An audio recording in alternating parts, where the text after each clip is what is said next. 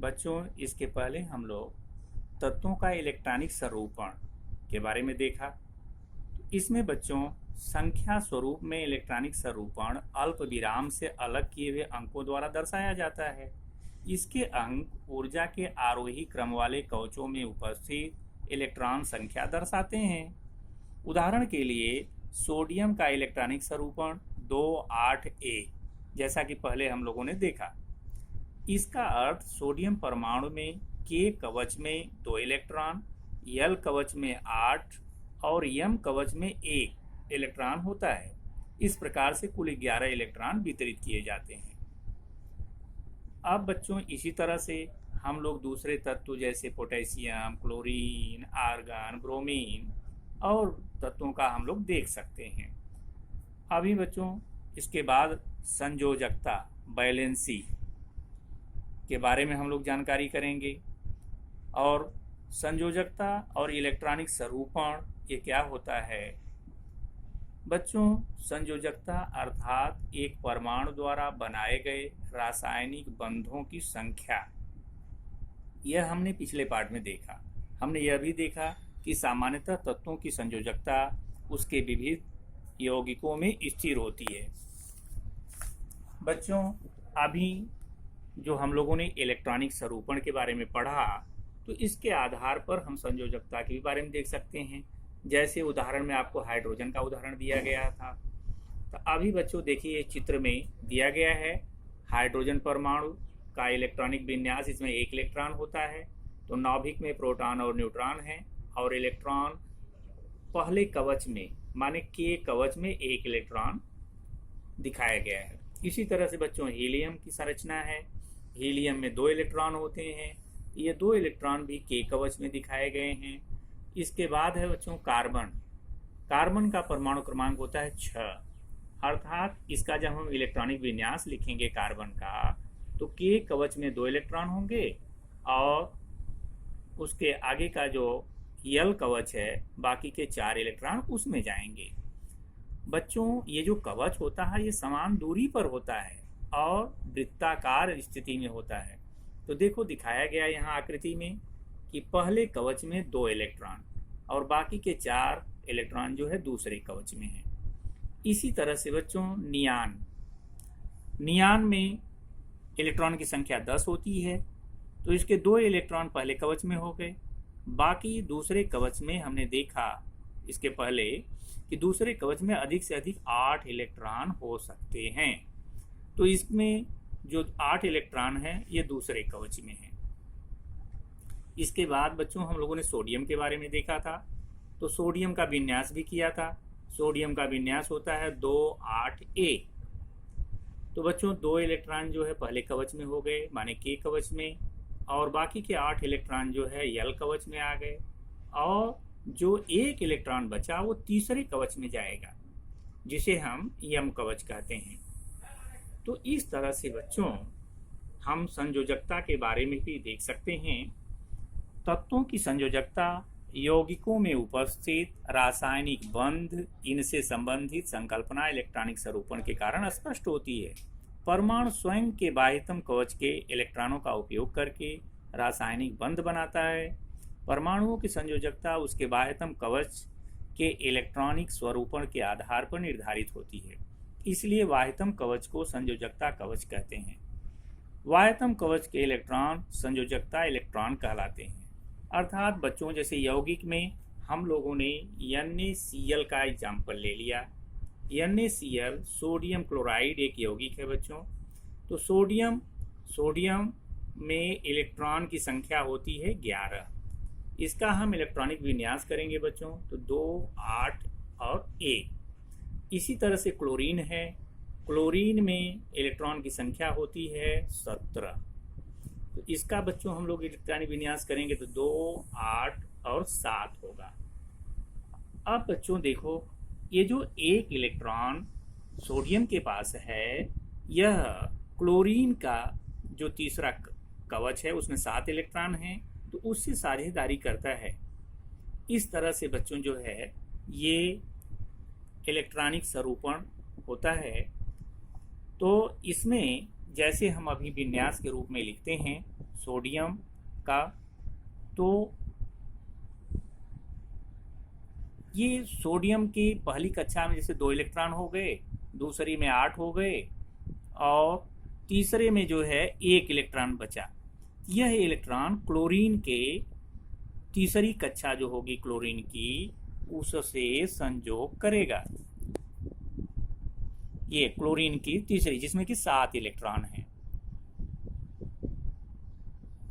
और ये तो 8 इलेक्ट्रॉन, दूसरी कक्षा पूर्ण है और पहली कक्षा में 2 इलेक्ट्रॉन होते हैं।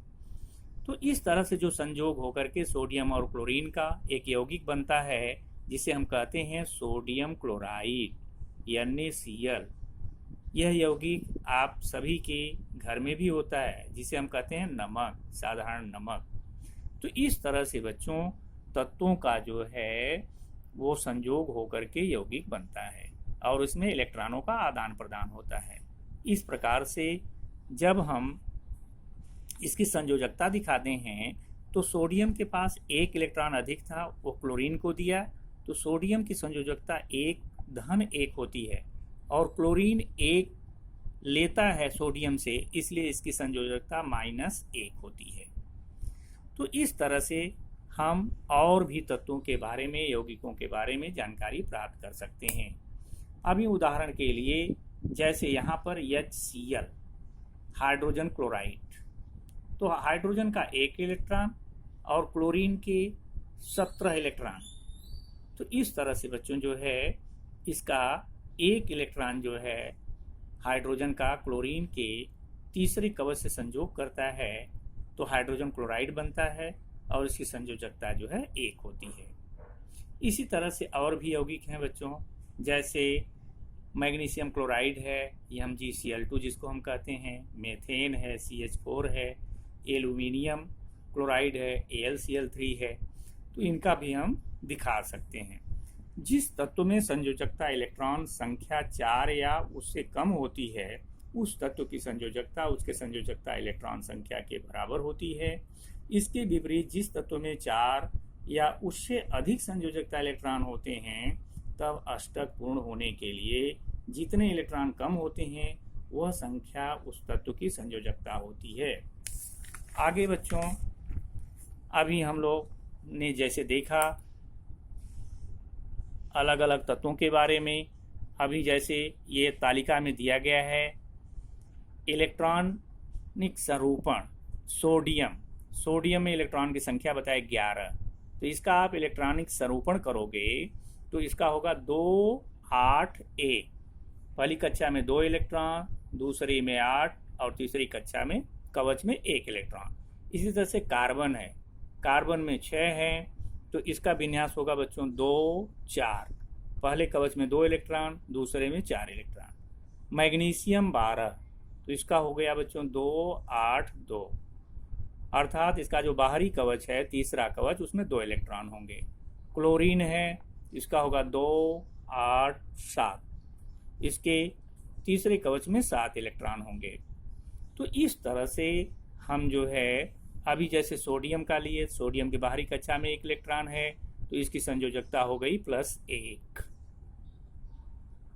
और क्लोरीन के पास देखो कार्बन की बाहरी कक्षा में 4 इलेक्ट्रॉन है, तो इसे अष्टक पूर्ण करने के लिए 4 इलेक्ट्रॉनों की जरूरत पड़ती है। जैसे अभी आपने CH4 मेथेन का एग्जाम्पल देखा, तो उसमें हाइड्रोजन के 4 तत्वों का संयोग होता है, तब जो है मेथेन बनता है। इसी तरह से मैग्नीशियम क्लोराइड है MgCl2, तो इसमें 2 इलेक्ट्रॉन है बच्चों, यह क्लोरीन को देता है, तो इसकी संयोजकता जो है +2 हो जाती है। और क्लोरीन का 1 इलेक्ट्रॉन की ज़रूरत पड़ती है, दूसरे किसी भी तत्वों से संयोग करने वालों से लेता है, तो इसकी संयोजकता -1 होती है। इस तरह से बच्चों जो है हम आगे अलग अलग तत्वों के बारे में देख सकते हैं। अब अगला टॉपिक आता है समस्थानिक, आइसोटोप्स जिसे हम कहते हैं। बच्चों आइसोटोप्स क्या होता है? प्रकृति में कुछ तत्वों में परमाणु क्रमांक समान परंतु परमाणु द्रव्यमानांक भिन्न ऐसे परमाणु होते हैं। तो एक ही तत्व के ऐसे भिन्न परमाणु द्रव्यमानांक वाले परमाणुओं को समस्थानिक कहते हैं। उदाहरण के लिए जैसे कार्बन, कार्बन का 12, कार्बन 13, कार्बन 14। तो इस तरह से बच्चों इसका जो द्रव्यमानांक है वो अलग अलग होता है कार्बन का, लेकिन परमाणु क्रमांक एक ही होता है तीनों का। तो ये कार्बन के समस्थानिक हो गए। इसी तरह से बच्चों हाइड्रोजन का H11, H12, H13, जिसको हम सिंपल हाइड्रोजन, ड्यूटेरियम और ट्रिटियम कहते हैं बच्चों। इसी तरह से जैसे इस टेबल में कुछ तत्वों के बारे में कार्बन का ही दिया हुआ है उदाहरण, तो पहले मैं बताया है कि इसका द्रव्यमानांक जो है वो 12 है, प्रोटॉन की संख्या इसमें 6 है और न्यूट्रॉन की संख्या भी 6 है। फिर बच्चों दूसरा जो उसका समस्थानिक है उसमें उसका द्रव्यमानांक 13 हो गया, तो प्रोटॉन की संख्या 6 ही रहेगी, लेकिन न्यूट्रॉन की संख्या बदल गई, मीन्स 13 ऋण 6 बराबर 7। इसी तरह से कार्बन का जो तीसरा समस्थानिक है उसका द्रव्यमानांक है 14, परमाणु क्रमांक उसका 6 है, प्रोटॉन की संख्या 6 अर्थात इलेक्ट्रॉन की संख्या 6 होगी, लेकिन न्यूट्रॉन की संख्या अलग होगी, मीन्स 14 में से हम 6 को घटाएंगे तो उसका मान आ गया 8। तो इसी तरह से एक तालिका दी गई है बच्चों, जो है वह हाइड्रोजन के बारे में पहला है। तो हाइड्रोजन का समस्थानिक लिखना है H11, H12 और H13, 3 समस्थानिक हाइड्रोजन के होते हैं। तो अब इसका हम प्रोटॉन की संख्या और न्यूट्रॉन की संख्या बताएंगे बच्चों। तो हाइड्रोजन में प्रोटॉन की संख्या जो है वह पहला जो है जिसका कि परमाणु क्रमांक 1 है, तो उसमें से 1 को माइनस करेंगे तो न्यूट्रॉन की संख्या वहाँ 0 होगी, लेकिन दूसरे में उसमें न्यूट्रॉन की संख्या 1 आएगी, और जो अलग तीसरा ट्रिटियम है उसमें न्यूट्रॉन की संख्या 2 होगी। इसी तरह से क्लोरीन का दिया हुआ है बच्चों, 2 समस्थानिक इसके। पहले का परमाणु क्रमांक जो है क्लोरीन का वो 17 है, और इसका मास नंबर जो है वो 35 है। तो 35 में से हम 17 को घटा देंगे तो न्यूट्रॉन की संख्या क्या आएगी? 18।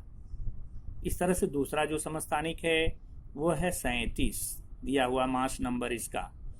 तो ये हो गया 17 और 37। तो बच्चों 37 में से हम 17 को घटाएंगे तो इसकी संख्या आ गई 20। तो अर्थात क्लोरीन के जो 2 समस्थानिक हैं उसमें प्रोटॉन की संख्या समान है, इलेक्ट्रॉन की संख्या समान है, न्यूट्रॉन की संख्या अलग हो गई है। तो ये होता है समस्थानिक। इसके बाद बच्चों थोड़ा सा हम लोग जानकारी परमाणु भट्ठी के बारे में प्राप्त करेंगे। अभी परमाणु भट्ठी क्या होती है, न्यूक्लियर रिएक्टर जिसको हम कहते हैं, इसके बारे में हम देखेंगे। तो परमाणु ऊर्जा के उपयोग से बड़े पैमाने पर विद्युत निर्मित करने वाले संयंत्र जो लगाए जाते हैं बच्चों, उसको हम परमाणु भट्ठी कहते हैं। परमाणु भट्ठी में परमाणु ईंधन पर नाभ की अभिक्रिया करके परमाणु की नाभ की ऊर्जा मुक्त करते हैं। और संबंधित नाभ की अभिक्रिया समझने के लिए यूरेनियम जो है बच्चों, ये रेडियो एक्टिव तत्व है। इसका ईंधन के रूप में परमाणु भट्ठी में प्रयोग किया जाता है, उपयोग में लाया जाता है। इस तरह से ये जो है भिन्न भिन्न तत्वों के नाभिक में से न्यूट्रॉन का निर्माण होता है, और न्यूट्रॉनों की गति को कम करने के लिए यूरेनियम के नाभिकों का विखंडन करते हैं। इस प्रकार से नाभ की विखंडन की श्रृंखला अभिक्रिया होती है। इसमें नाभिक से बड़े पैमाने पर नाभ की ऊर्जा अर्थात परमाणु ऊर्जा मुक्त होती है। संभावित विस्फोट टालने के लिए श्रृंखला अभिक्रिया नियंत्रित रखते हैं। परमाणु भट्ठी में श्रृंखला अभिक्रिया नियंत्रित करने के लिए न्यूट्रॉनों का वेग और संख्या कम करने की आवश्यकता होती है। तो बच्चों इसके लिए पहला आता है संचलक मंदक, जिसको हम मॉडरेटर कहते हैं। न्यूट्रॉनों की गति को कम करने के लिए ग्रेफाइट या भारी जल का संचलक के रूप में, मंदक के रूप में उपयोग किया जाता है। दूसरा आता है नियंत्रक, कंट्रोलर जिसे कहा जाता है। तो न्यूट्रॉनों को अवशोषित करके उनकी संख्या कम करने के लिए बोरान, कैडमियम, बेरिलियम आदि की क्षणों का नियंत्रक के रूप में उपयोग किया जाता है।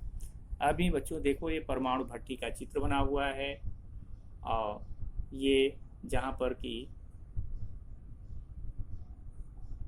नाभिकीय रिएक्टर का काम किया जाता है, ये बच्चों हमारे ही मुंबई के पास स्थित भाभा परमाणु अनुसंधान केंद्र का चित्र है।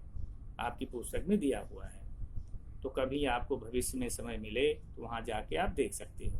और यहाँ देखो यूरेनियम के विखंडन के बारे में बताया गया है।